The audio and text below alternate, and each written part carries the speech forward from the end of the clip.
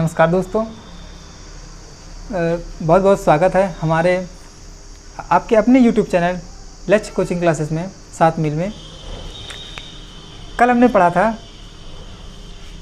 वैद्युत फ्लक्स और क्या कहते हैं वैद्युत द्विध्रुव के बारे में, और उसके आगे हमने फिर पढ़ा था वैद्युत द्विध्रुव की अच्छी और क्या कहते हैं विषुवतीय तल पर वैद्युत द्विध्रुव के कारण किसी बाह्य बिंदु पर वैद्युत क्षेत्र की तीव्रता कितनी होगी ये पता किया था। आज इसी वैद्युत द्विध्रुव की कुछ ये समझ लेते हैं कि वैद्युत द्विध्रुवों की भौतिक सार्थकता क्या होती है। भौतिक सार्थकता देखिए, द्विध्रुव की भौतिक सार्थकता इंग्लिश में बोले तो physical significance of electric dipole. Significance का मतलब होता है महत्व, सार्थकता का मतलब होता है महत्व बराबर महत्व।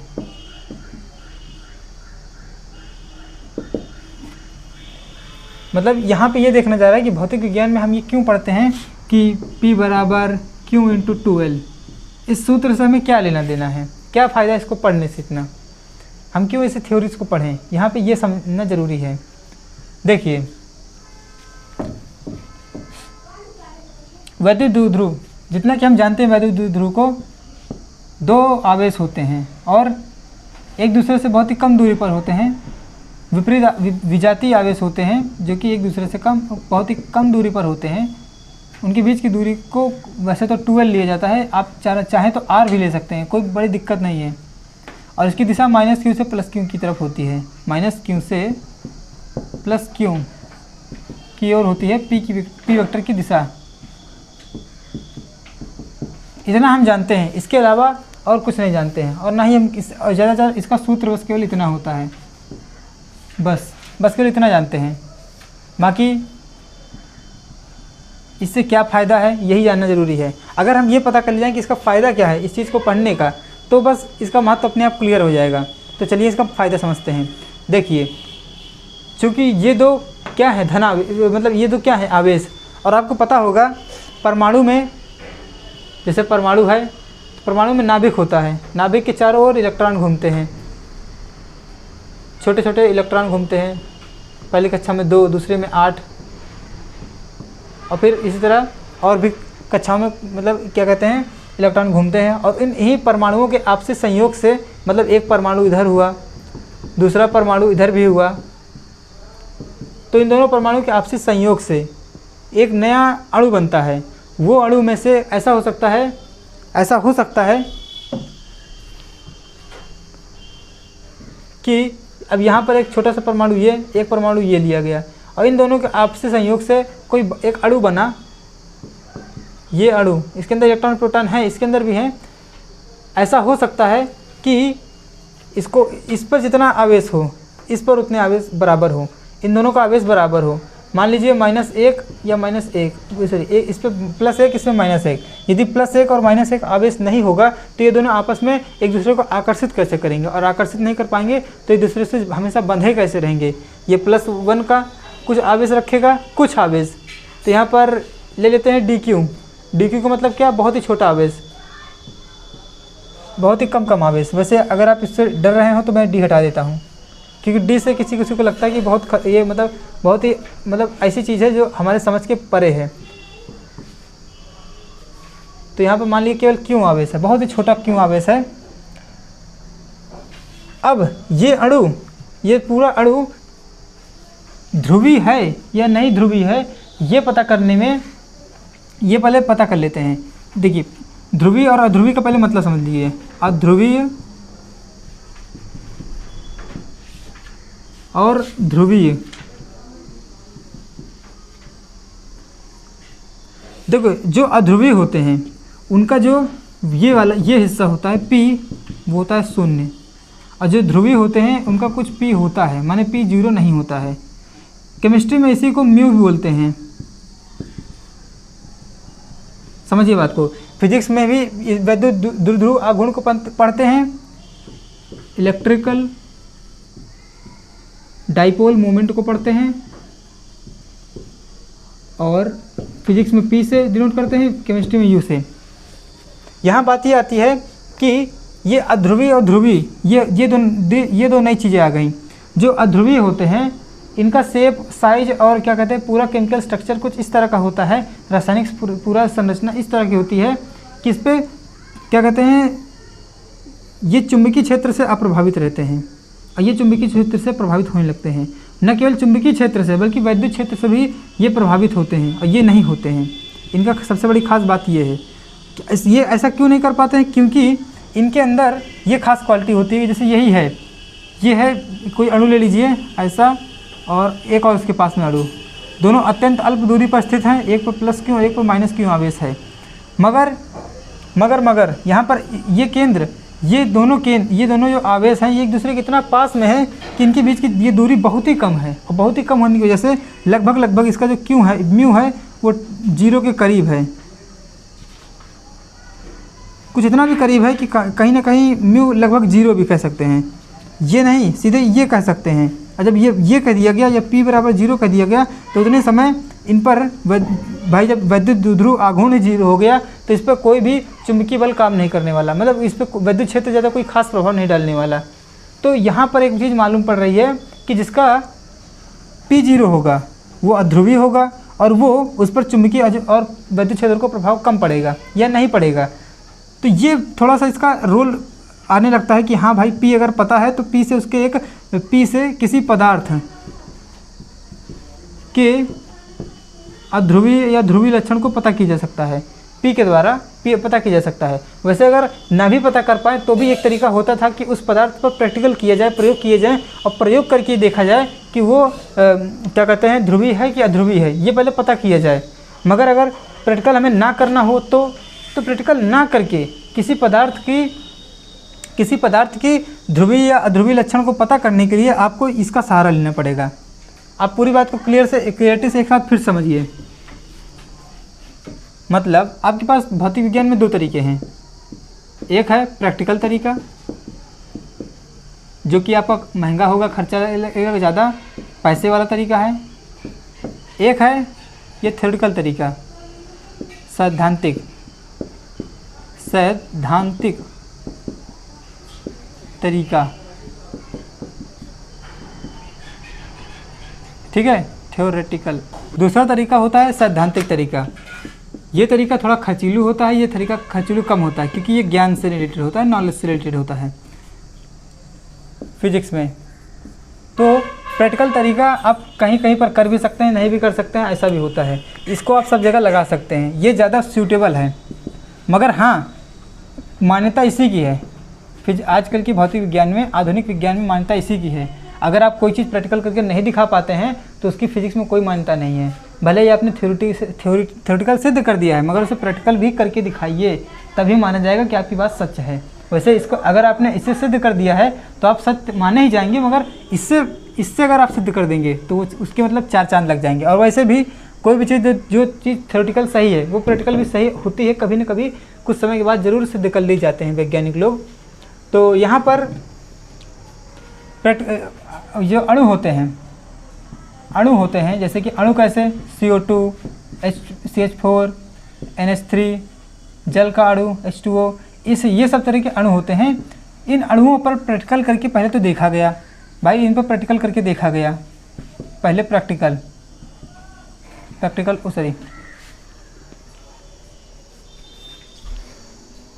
जब प्रैक्टिकल करके देखा गया, मतलब जैसे कि हिंदी मिलते हैं प्रयोग करके देखा गया, प्रयोगशाला में से प्रयोग करके देखा गया। प्रयोग करके देखा गया तो इसमें से 2 तरह के अणु निकल के आए, एक अध्रुवीय अणु और एक ध्रुवीय अणु। अध्रुवीय वाले में कौन से आ गए, CO2, CH4, ये सब अध्रुवीय में आ गए। NH3, H2O, ये सब कुछ जैसे इसी तरह NCl3, सॉरी इसको ना लीजिए अभी, ये कुछ इस तरह से मतलब ये बट करके आ गए। ये आपने पहले प्रयोग करके देखा, बाद में इसकी थ्योरी आई सैद्धांतिक रूप से।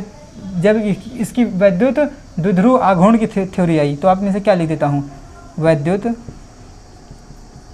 द्विध्रुव आघूर्ण की थ्योरी आई, वही P बराबर 2QL की थ्योरी आई। तो इससे हमने पता किया कि कौन कौन अध्रुवीय होगा, कौन कौन अध्रुवीय होगा। इससे अब हमको प्रैक्टिकल करने की ज़रूरत नहीं पड़ने लगी, प्रैक्टिकल करने की ज़रूरत कह सकते हैं कम करनी पड़ी। कैसे? इससे ये पता किया गया कि जैसे CO2 है, इसका केमिकल स्ट्रक्चर कुछ ऐसा है, तो इसमें ऐसी क्या खास बात है कि इसका क्या कहते हैं, ये अध्रुवीय बन जाता है, अध्रुवीय बन जाता है। इसकी क्या खास बात है? तो पता करने पर मालूम पड़ा कि इसका P अपने आप 0 निकल के आता है, इसका P 0 निकल के आता है। फिर इस P 0 क्यों निकल के आता है, इस पर चर्चा की गई। चर्चा करने पर मालूम पड़ा कि यहाँ पर इसकी जो संरचना है, वो संरचना इसकी P के 0 निकलने के लिए उत्तरदायी है। माने इसकी संरचना ही जिम्मेदार है इस बात के लिए कि इसका P 0 आ जाता है। अगर इसकी संरचना कुछ और तरह की होती तो ये कुछ, हाँ, इसका कुछ P निकल के आता। देखिए होता क्या है कि जो ये वैद्युत द्विध्रुव आघूर्ण होता है, इसका सिंपल सा तरीका होता है कि भाई minus Q plus Q, minus Q से हमेशा ही प्लस क्यू की तरफ क्या करना होता है, एक वेक्टर लगा दीजिए, यही आपका क्या बन गया, ये वैद्युत द्विध्रुव आघूर्ण। अब अगर कई सारे आवेश हों, जैसे कि यही आ गया, कई सारे आवेश आ गए, तो क्या करें, जैसे एक O है, एक C है और एक O है। अब क्या करें, कहाँ क्या कैसे करें? तो देखिए यहाँ पर O को देखा जाता है कौन पॉजिटिव होगा कौन नेगेटिव है। वैसे ये ज़्यादातर पॉजिटिव रहेगा, ये नेगेटिव रहेगा। तो यहाँ पर ये माइनस क्यू की तरह काम करेगा या प्लस क्यू की तरह काम करेगा। तो यहाँ पे माइनस क्यू से प्लस क्यू की तरफ चिन्ह लगाया और इधर माइनस क्यू से प्लस क्यू की तरफ चिन्ह लगाया। तो इस तरह से दो तीर लगाए गए, एक ये P वेक्टर बन गया, P1 वेक्टर, और एक ये P2 वेक्टर। अब इनकी वैल्यूज़ अगर आप देखेंगे तो इन दोनों की वैल्यू बराबर ही होगी, मगर हाँ दिशाएं विपरीत होंगी। तो दिशाओं के लिए मैं से एक को प्लस P मान लेता हूँ, एक को माइनस P मान लेता हूँ। अब देखिए यहाँ पर तो 2 वैद्युत द्विध्रुव आघूर्ण आ गए, मगर हमको चाहिए एक, हमको टोटल एक वैद्युत द्विध्रुव आघूर्ण चाहिए। और हम ये बात जानते हैं कि ये चीज़ एक सदिश राशि होती है, तो इन दोनों को क्यों ना सदिश योग कर लिया जाए। तो सदिश योग करने पर हमको इसका टोटल एक ही क्या कहते हैं, टोटल एक वैद्युत द्विध्रुव आघूर्ण मिलेगा। तो इन दोनों का टोटल योग किया गया, तो P1 vector plus P2 vector किया करा, तो यहाँ पे प्लस P और माइनस P करने पर 0 आ गया। इसका ये क्यों हुआ, क्योंकि यहाँ पर देखिए ये P1 और P2, आप सोच रहे हैं कि प्लस P माइनस P ले क्यों लिया गया, इतने में ही आपका दिमाग रुक गया होगा। तो इसको फिर से एक्सप्लेन कर देता हूँ कि देखिए ये O और C के बीच में जो बंध है, O और C के बीच में जो बॉन्ड है, उसमें ये इसने माइनस क्यू इसके प्लस क्यू की भागीदारी निभाई और इनको मिला करके एक वेक्टर बना दिया गया। यहाँ पर यही काम ये भी तो कर रहा है, इधर ये वाला हिस्सा भी, इस वाले हिस्से में भी ऐसा ही हुआ। इनके बीच की दूरी की बराबर है। साथ ही साथ भाई देखो दो ही चीज़ मेन रहती है वैद्युत द्विध्रुव आघूर्ण के लिए, एक है आवेश और दूसरा है दूरी।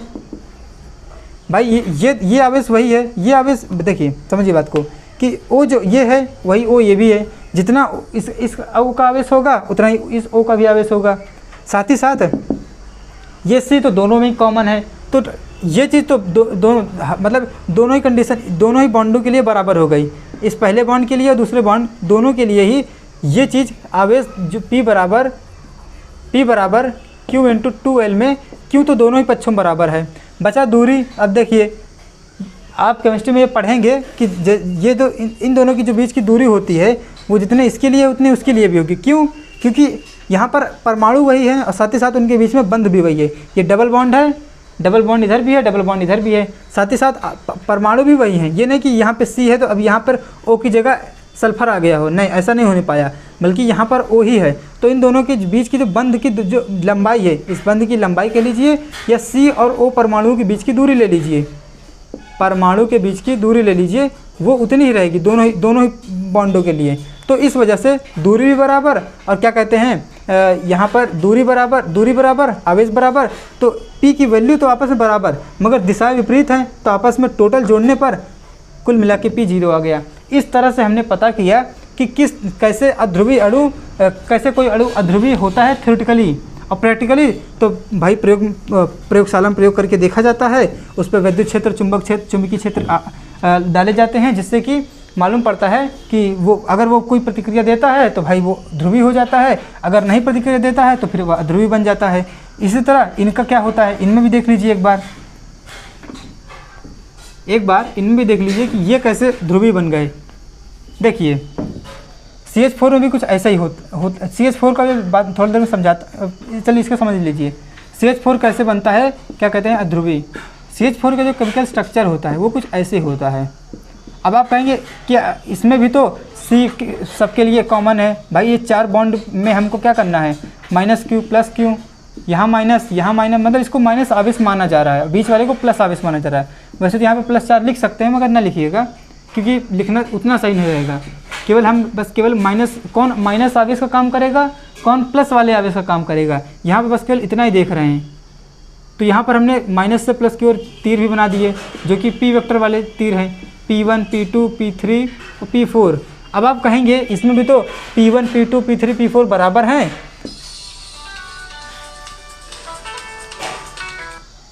इसमें भी तो P1 P3 P4 बराबर हैं और साथ ही साथ क्या कहते हैं, मगर इसमें भाई दिशाएं जो हैं बदल गई हैं। तो आपको लग रहा होगा कि P1 vector plus P2 vector plus P3 vector plus P4 vector जब करेंगे तो ये 0 नहीं आएगा।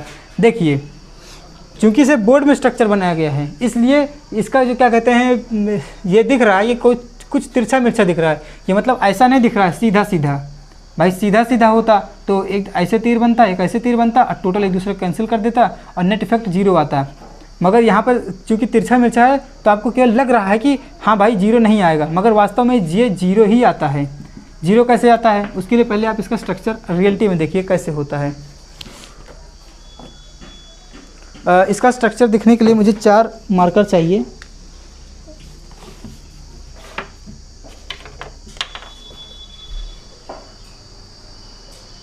मान लीजिए ये जो मेरा हाथ है, मेरे हाथ में जो मेरा मतलब ये मुट्ठी है, बाएं हाथ की जो मुट्ठी है वो कार्बन परमाणु है और बाकी यहाँ यहाँ यहाँ यहाँ चारों मार्करों या पेनों की नोक पर हाइड्रोजन परमाणु हैं। तो इन नोक पर जो हाइड्रोजन परमाणु हैं इनके बीच की दूरी भी सब में बराबर है और हाइड्रोजन और कार्बन सभी बॉन्डों में एक छोर पर कार्बन है और एक छोर पर हाइड्रोजन है। तो आवेश भी बराबर हो गए, दूरियां भी बराबर हो गई। मगर आप सोच रहे हैं कि दिशाएं कहाँ बराबर, दिशाएं तो बराबर नहीं है और दिशाएं बराबर न होने की वजह से, दिशाएं एक दूसरे को कैंसिल ना करने की वजह से आपको लग रहा होगा कि ये भी कैंसिल नहीं होना चाहिए, 0 नहीं होना चाहिए, मगर 0 ही होगा। कारण ये है कि इसका स्ट्रक्चर कुछ ऐसे होता है जिसको इसमें बोर्ड में बना पाना थोड़ा कठिन होता है, इसलिए थोड़ा ऐसे से बना दिया जाता है। इसे टेट्राहेड्रल स्ट्रक्चर कहते हैं, चतुष्फलकी। मैं बताऊँगा चतुष्फलकी संरचना क्यों कहते हैं, हम केमिस्ट्री में इसे पढ़ेंगे अच्छे से। मगर अभी के लिए इतना समझिए, होता क्या है कि जैसे ये नीचे के 3 हाइड्रोजन परमाणु, ये और ये, इनका इधर से वैद्युत ध्रुव आघूर्ण का एक सदिश लगेगा, एक तीर इधर से गया और एक तीर इधर से गया। ये तीनों तीर जब जुड़ते हैं, ये तीनों तीर जब क्या कहते हैं जुड़ते हैं, देखिए ये तीनों तीर जब जुड़ते हैं तो ये कुछ इतना बना लेते हैं, एक ऐसा सदिश बना लेते हैं जो कि इस वाले सदिश के एकदम विपरीत होता है, मतलब दिशा में विपरीत और परिमाण बराबर होता है।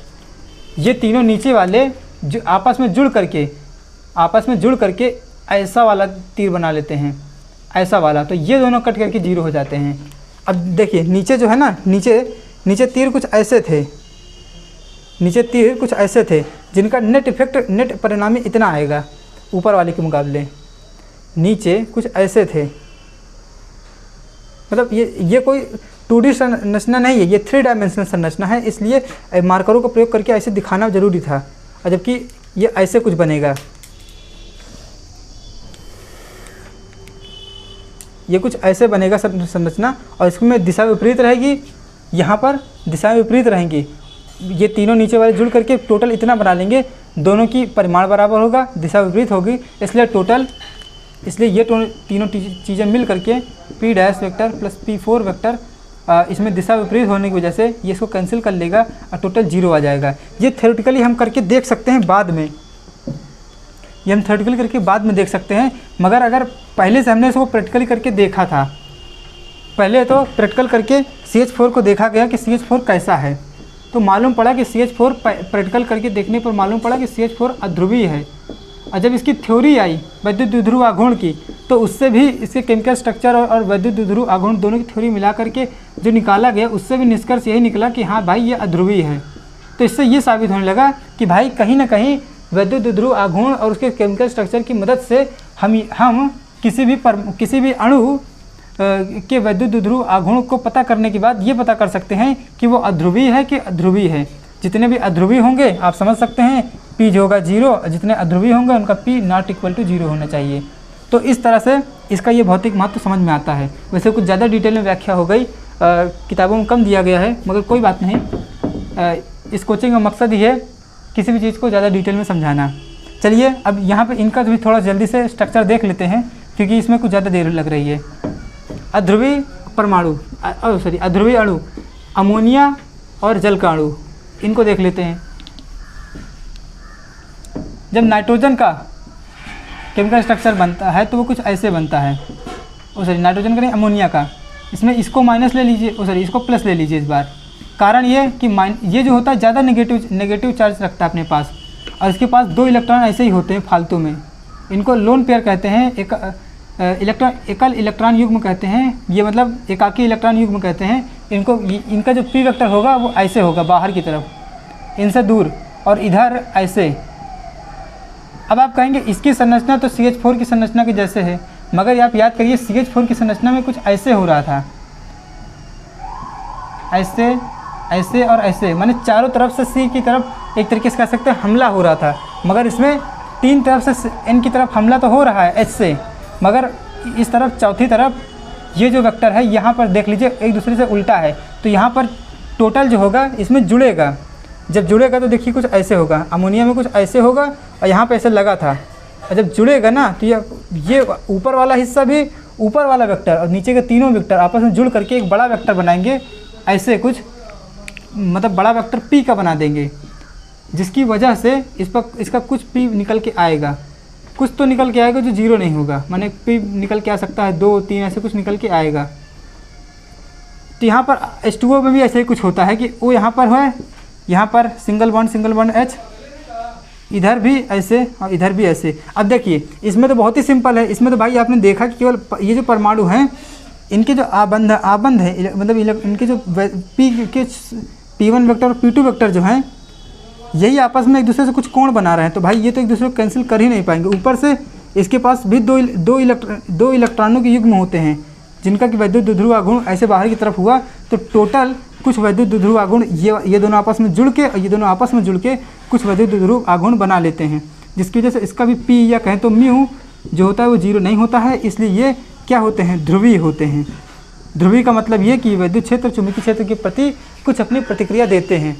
तो ये कुछ डिटेल में व्याख्या हो गई वैद्युत द्विध्रुव आघूर्ण, वैद्युत द्विध्रुव के माध्यम से की मतलब भौतिक सार्थकता।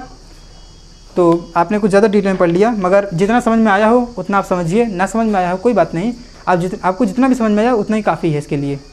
चलिए दूसरी रीडिंग देख लेते हैं। एक समान बाह्य वैद्युत क्षेत्र में वैद्युत द्विध्रुव।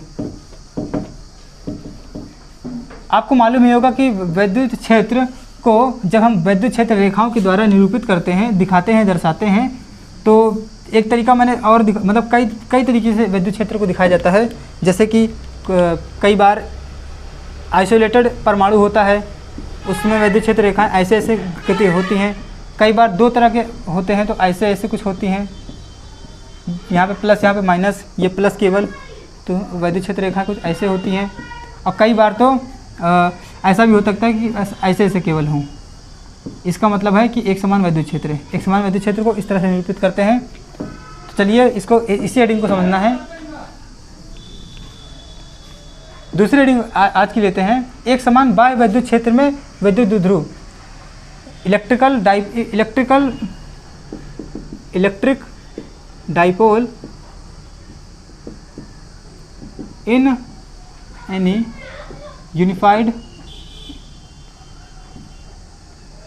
यूनिफॉर्म एक्सटर्नल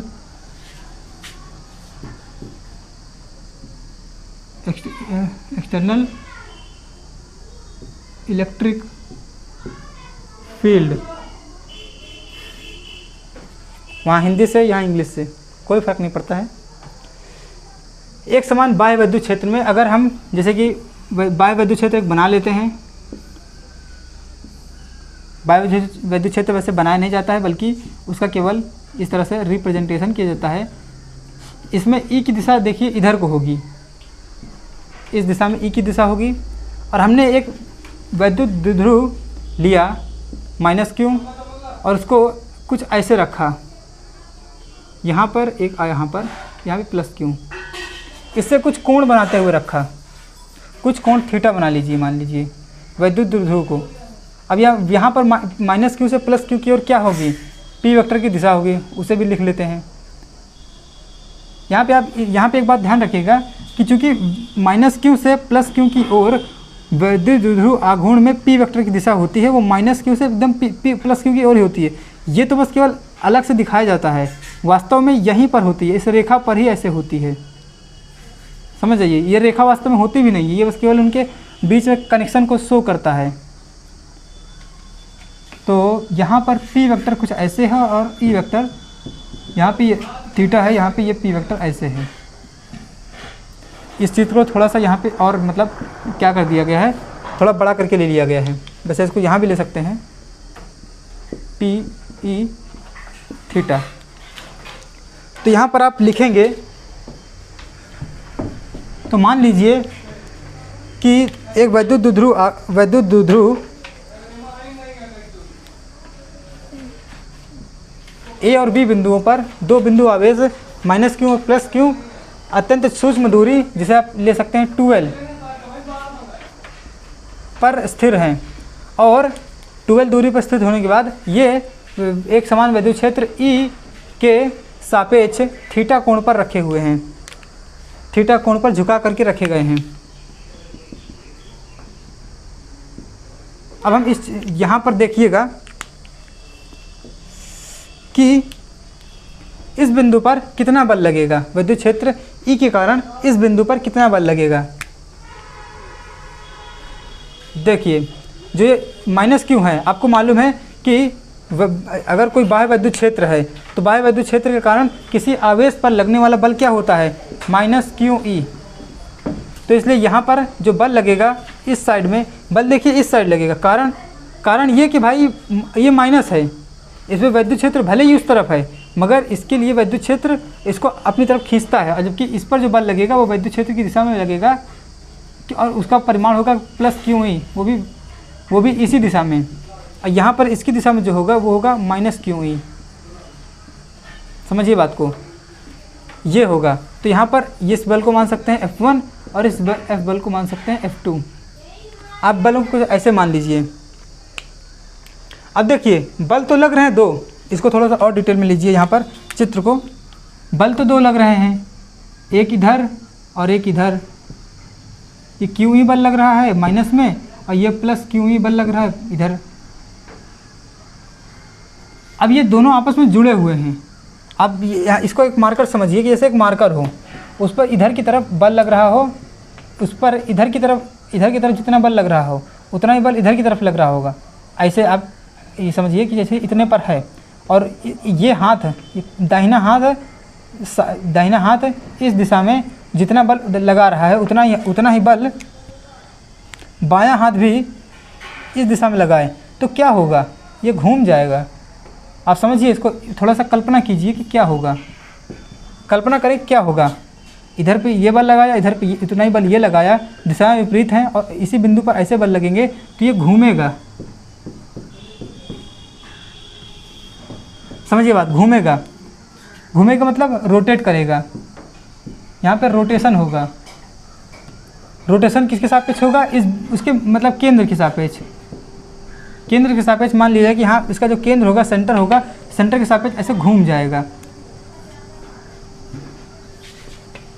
तो आप मैकेनिक्स में पढ़ के आए होंगे कि जब भी रोटेशन होता है तो रोटेशन के लिए एक जिम्मेदार चीज़ होती है जिसका नाम होता है टऊ, जिसे कहते हैं बल आघूर्ण। बल आघूर्ण, बल आघूर्ण। यहाँ पर एक बात और है कि जैसे ये बिंदु आवेश है, इन पे दो बल समान मात्रा के और विपरीत दिशाओं पर कार्य कर रहे हैं, और जबकि इनकी क्रिया रेखाएं क्या होती हैं कि इस बिंदु पर कार्य कर रहा है ना, और वो भी इस दिशा में काम कर रहा है, तो इसकी क्रिया रेखा ये होगी, माने उसी के समांतर, बस आगे पीछे बढ़ा दीजिए। इसी तरह इसकी भी क्रिया रेखा ये होगी। इन दोनों की क्रिया रेखाएं आपस में एक दूसरे से दूर हों, कुछ दूरी पर हों, तो वो जो इन दोनों के बीच की दूरी, यहाँ पर क्रिया रेखाएं एक दूसरे, यहाँ देखिए, यहाँ पे बल, ये एक बलयुग्म बना रहे हैं। ये वाला बल F1 और ये दूसरा बल F2 आपस में F1 व F2 बल एक बल युग्म बना रहे हैं, बल युग्म। अब ये बल युग्म क्या चीज़ होता है, समझिए बात को। जब दो बल उनकी क्वालिटी क्या होनी चाहिए, समान हो, परिमाण में समान परिमाण हो। इसको बहुत ही शॉर्ट में समझा दूंगा। समान परिमाण हो, विपरीत दिशाएं हों, परंतु क्या चीज़ होनी चाहिए, क्रिया रेखाएं भिन्न भिन्न हों, क्रिया रेखाएं अलग हों। क्रिया रेखाएं अगर अलग अलग हों तो वो फिर एक बल युग्म का निर्माण करते हैं। माने ये बल दोनों मिल करके ऐसा कुछ काम करते हैं कि उसको घुमा सकें, यही होता है बल युग्म। और इसको बल युग्म को निरूपित करने के लिए एक चीज़ आती है भौतिक राशि, जिसका कहते हैं बल का आघूर्ण या बल युग्म का आघूर्ण, ऐसे कह सकते हैं, बल युग्म का आघूर्ण। अच्छा बच्चों, एक बात ध्यान दीजिए, क्या ये नीले पेन से जो नीले से लिखा जा रहा है क्या आपको सही से दिखाई दे रहा है? एक बार देख लीजिए तो ठीक है। अच्छा, तो ये बल युग्म का आघूर्ण इसे कहते हैं, इसे निरूपित करते हैं टू से। ये भी एक क्या होती है, वेक्टर राशि होती है। तो आप इसको समझ गए होंगे, आशा करता हूँ। तो यहाँ पर बल युग्म का आघूर्ण, इसका सूत्र क्या होना चाहिए? सूत्र देखिए, बस केवल इतना होता है, F × R। वैसे अगर आप इसे वेक्टर फॉर्म पे लेना चाहें तो ऐसे होता है, F vector cross F R vector. इतने की हमें कोई ज़रूरत नहीं है, मगर फिर भी आप देख लीजिए। तो यहाँ पे R क्या होती है? वास्तव में R जो होती है ना, वो इन दोनों के बीच की केवल दूरी होती है, ये दूरी। इसे आप अभिलंबवत दूरी भी कह सकते हैं, अभिलंबवत दूरी। मगर किसके अभिलंबवत? तो इसे अभिलंबवत दूरी कहते हैं, इन क्रिया रेखाओं के बीच की दूरी को, या लंबिक दूरी भी कहते हैं।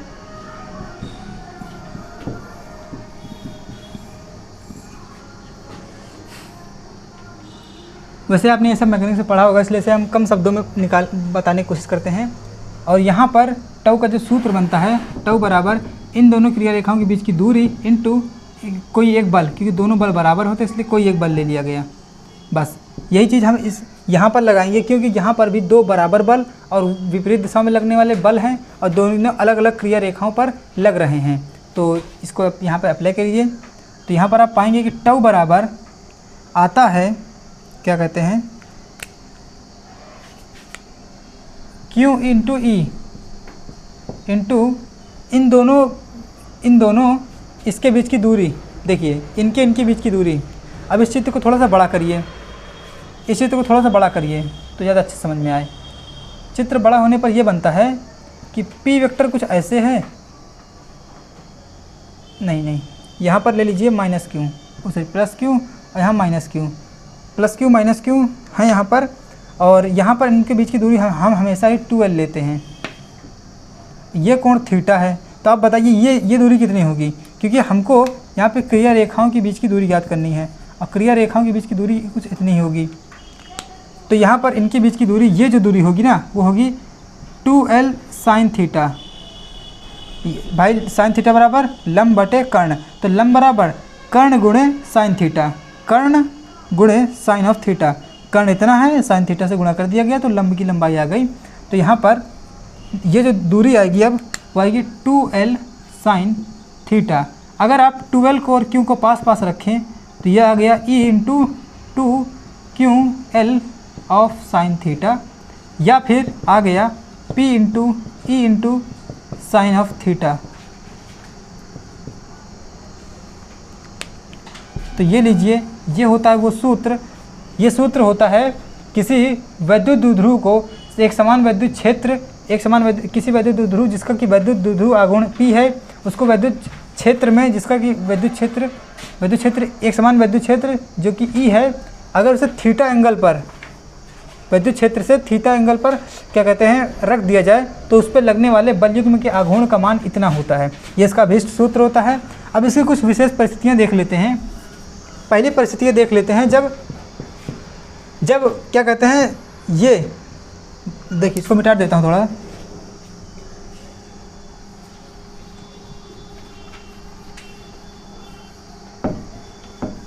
आप ये नोट ही कर चुके होंगे, तो इस सूत्र को मैं अच्छे से दिखाता हूँ। पहला, जब थीटा बराबर 0 अंश हो, माने माइनस क्यू इधर प्लस क्यू इधर, और ई वेक्टर कुछ ऐसे है।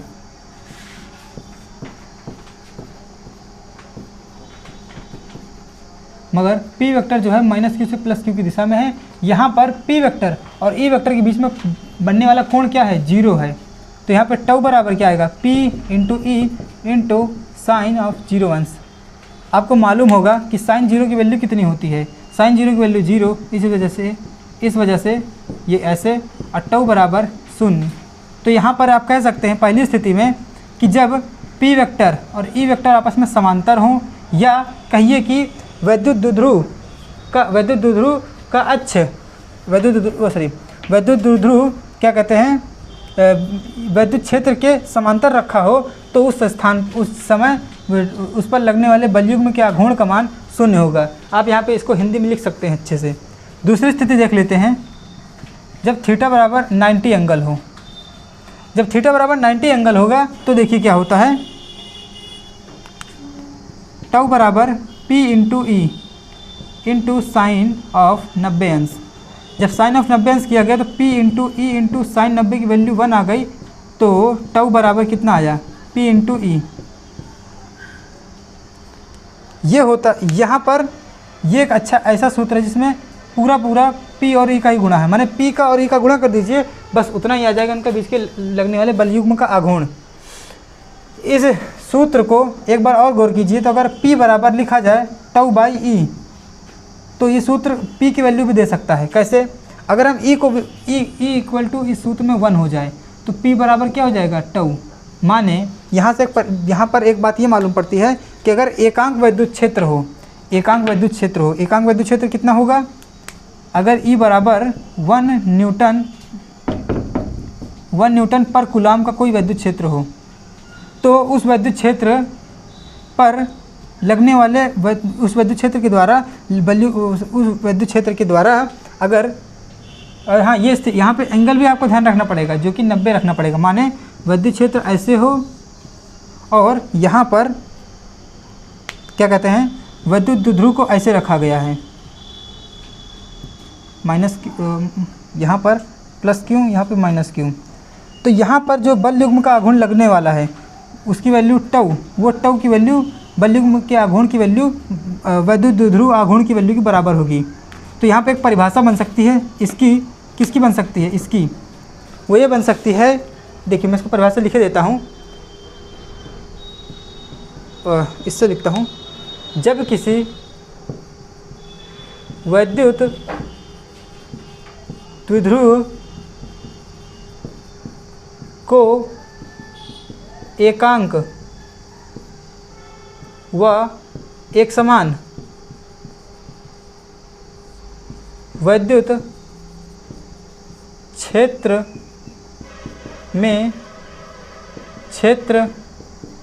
के लंबवत, भाई 90 अंश को लंबवत भी बोलते हैं, लंबवत रखा जाए तो उस पर लगने वाले बलाघूर्ण का मान विद्युत द्विध्रुव आघूर्ण के बराबर होता है। तो ये एक परिभाषा बन सकती है इस सूत्र से। तो आप ये सूत्र ध्यान रखिएगा, बहुत इंपॉर्टेंट रूल तय करेंगे यहाँ पर। तो चलिए अब एक तीसरी और स्थिति देख लेते हैं।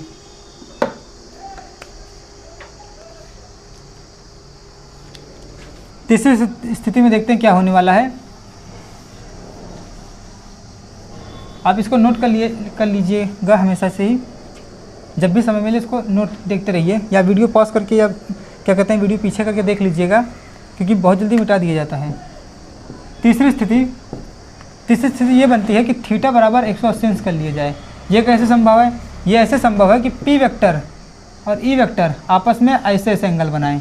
ये भी कब संभव है? ये तब संभव है जब हमेशा से माइनस क्यू को प्लस क्यू को ऐसे लिया गया था।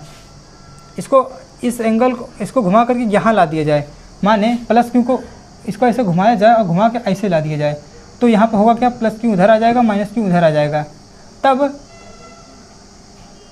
तब देखिएगा हमेशा ही क्या होता है, माइनस क्यू से प्लस क्यू की ओर लेते हैं, क्या होते हैं पी वेक्टर की दिशा, तो इसको ऐसे ले लीजिए। और यहाँ पर विद्युत क्षेत्र की दिशा आप जानते ही हैं कि यहाँ पर विद्युत क्षेत्र तो उसी दिशा में रहेगा जिस दिशा में है,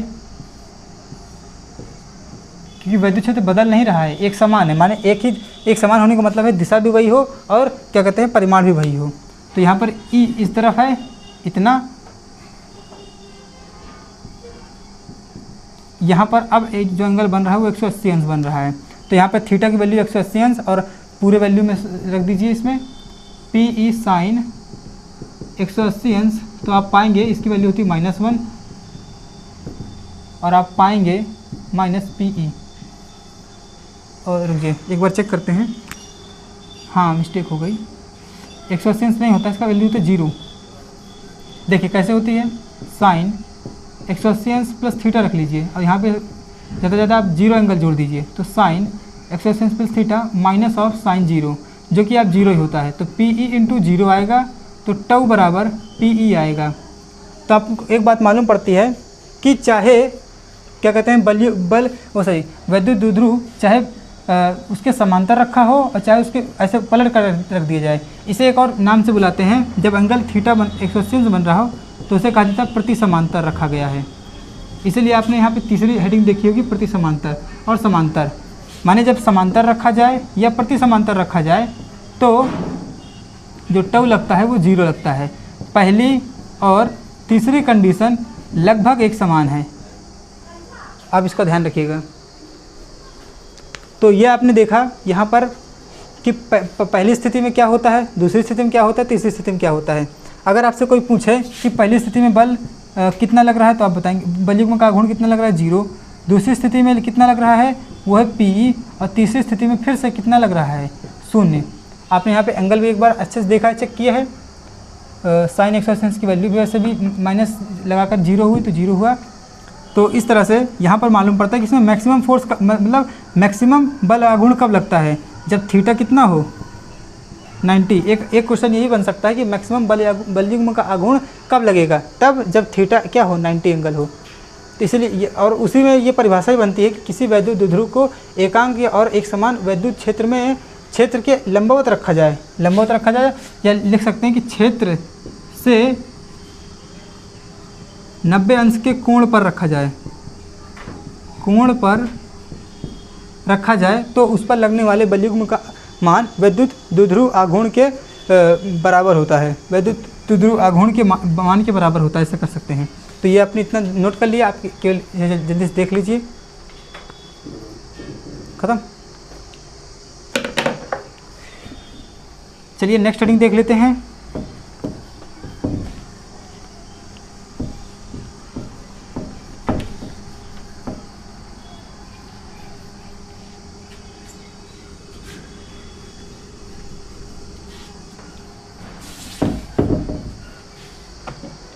तीसरी हेडिंग है संतत आवेश वितरण।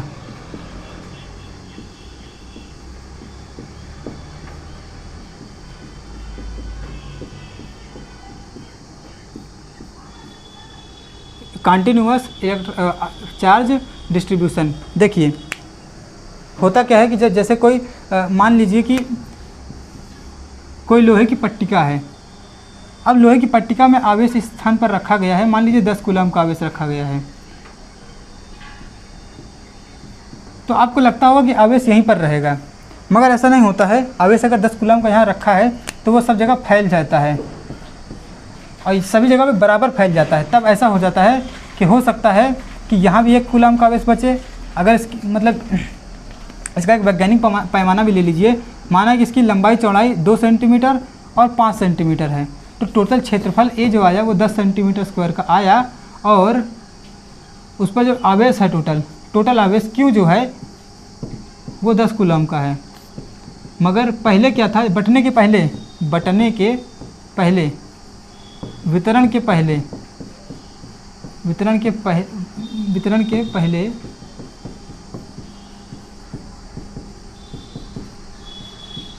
वितरण के पहले ये था कि किसी एक स्थान पर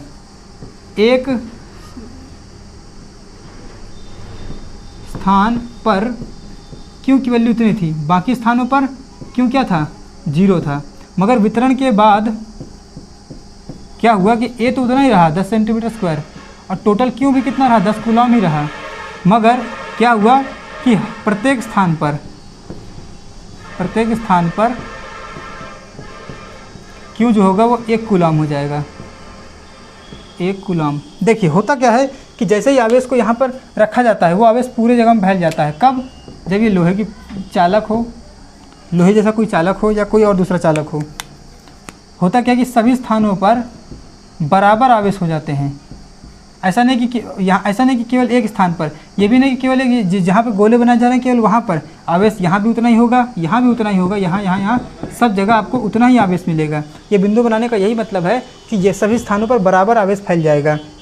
ये कुछ वैसा ही होता है जैसे कि किसी जल से भरे हुए बर्तन में शक्कर इतनी जगह पर शक्कर बहुत सारी रख दी जाए। अगर इतनी जगह पर शक्कर बहुत सारी रखी है और पानी इतने पूरे में है तो क्या होगा, थोड़े समय के बाद शक्कर की घुलने मिलने के बाद ऐसा होगा कि पूरे का पूरा जो जल से भरा हुआ बर्तन है उसमें सभी स्थानों पर बराबर शक्कर की मिठास आ जाएगी। ये नहीं कि यहाँ मिठास ज़्यादा, यहाँ के पानी में मिठास ज़्यादा है और यहाँ के पानी में मिठास कम है, या यहाँ तो पहले शक्कर रखी थी तो यहाँ पर शक्कर की पानी की मिठास ज़्यादा है और यहाँ पे कम हो गई। ऐसा कुछ नहीं होगा, सभी जगहों पर बराबर शक्कर की मिठास आएगी। इसका मतलब ये निकला कि ये शक्कर जो है सभी जगहों पर बराबर फैल गई, उस तरह आवेश जो है वो सभी जगहों में बराबर फैल जाएगा। इस हेडिंग का मेन मतलब केवल इतना ही है। तो चलिए इसकी जो विभिन्न रूप है उनको देख लेते हैं। देखिए इसके विभिन्न रूप क्या हैं। देखिए संतत का मतलब क्या होता है, बराबर, लगातार। और आपने ये दोनों चीज़ें देख ली कि बराबर तो फैलता ही है, लगातार फैलता है। मतलब जब तक ये फैलता नहीं, पूरा फैल नहीं जाता बराबर, तब तक ये फैलता ही रहता है और फिर जैसे ही बराबर फैल जाता है फैलना रुक जाता है। तो उसका जो पहला उदाहरण देखने को मिलता है वो होता है रेखीय आवेश वितरण के रूप में। ये कैसे?